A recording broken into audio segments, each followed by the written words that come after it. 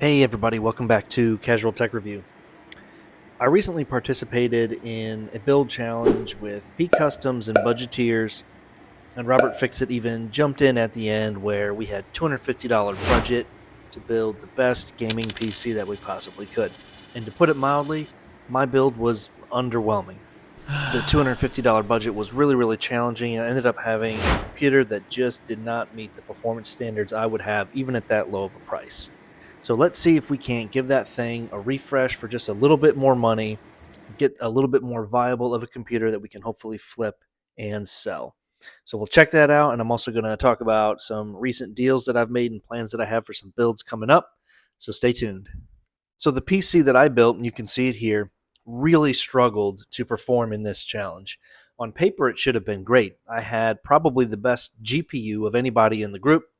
I had a very nice MSI 1660 Super, and I thought that was going to push me over the top.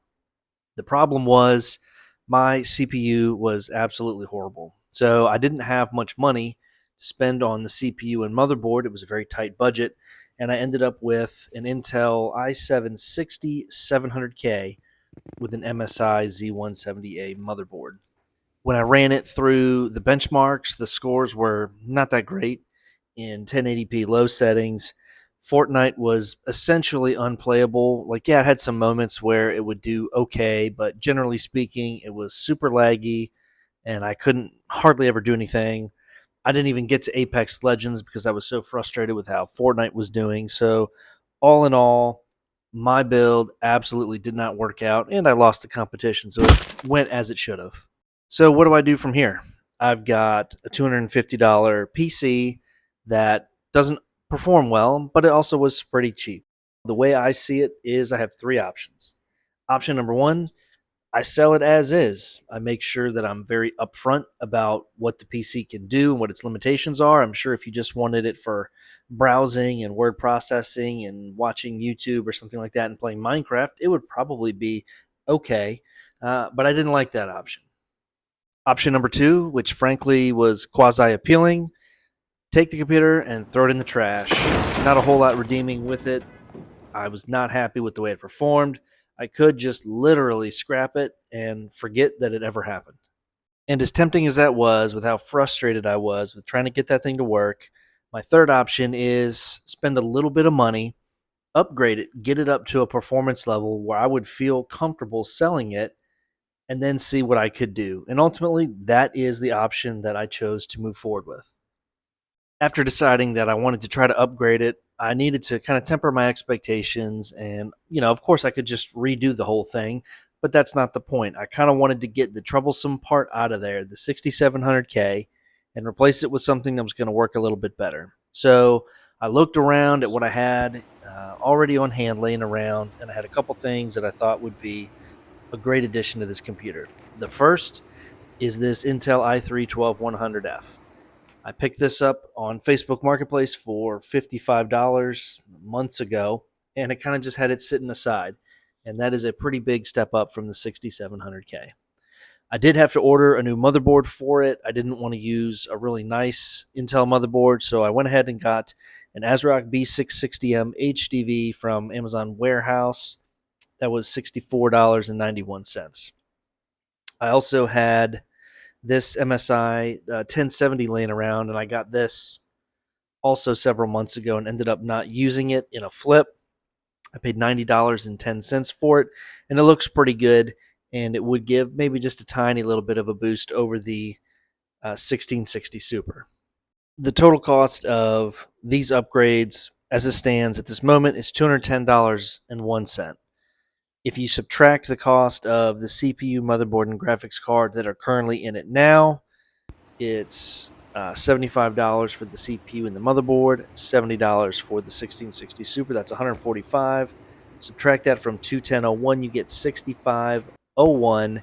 And because the graphics card is so much bigger than the 1660 Super, I also put in a graphics card support. $6.99 from Amazon. You add that up, it's $72. So my net add onto the cost of this build is $72, taking it from $248 $99 all the way up to around $320, like $318 something. So still a very budget-minded build. Now I was faced with one of the toughest questions I was going to have to answer. What was I going to do with the aesthetics? Should I keep it the same? Should I keep it very stripped down, no extra money spent on aesthetics? What I decided to do was I had some extra PCIe cable extensions from another build sitting around. I'd already used them in another, so I didn't need them. So I went ahead and put those on there. Those are black and gray. It's going to help a little bit. And then I had this box of Robert, please cover your eyes. Don't look right now. I'm embarrassed. Here's a box of RGB fans. I thought about adding to it. Ultimately, I decided, you know what? We're going to keep it RGB free. Robert, you can uncover your eyes now. It's going to stay a performance-based build, and I'm not going to add any extra cost for adding RGB, despite what the Fortnite kids will think about it.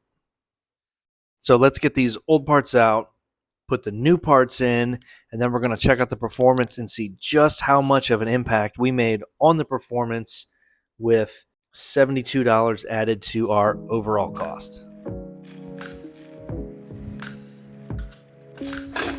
Lately, the Facebook Marketplace market in my area has been pretty bad. You can see from these messages I'll put up on the screen here. I've been reaching out to people, and I try in my first message or two just to ask a question or two and spark some conversation just to get them going. I try not to throw a dollar amount at somebody or offer them less than what they're asking in the first message. So that's usually what I say, hey, I'm interested in this part.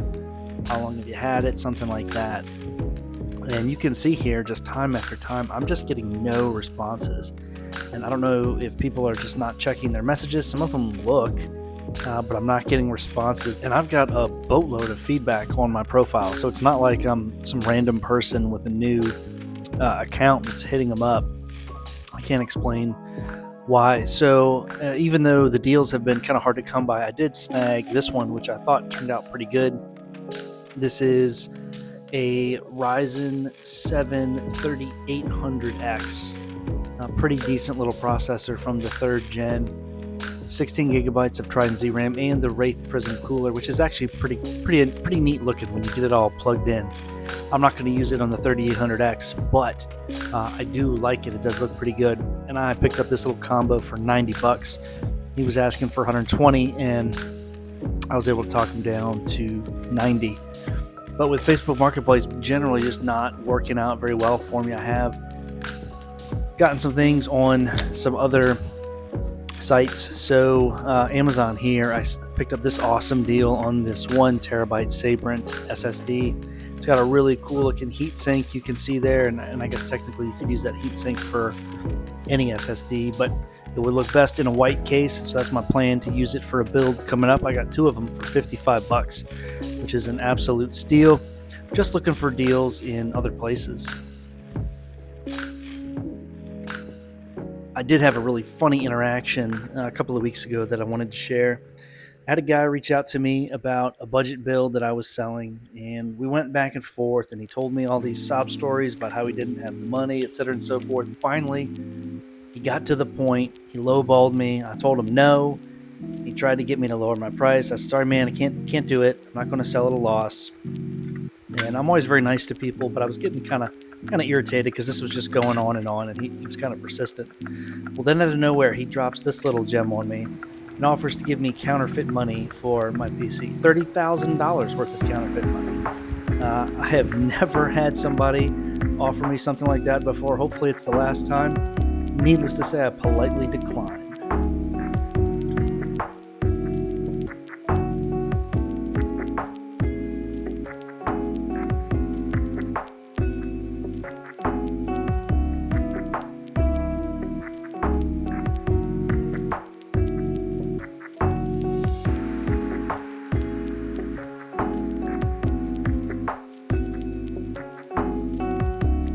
I want to hear from you all, the viewers.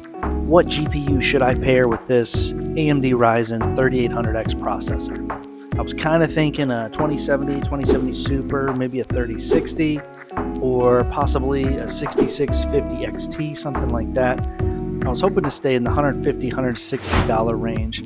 Sound off in the comments, let me know what GPU you think I should pair with the 3800X.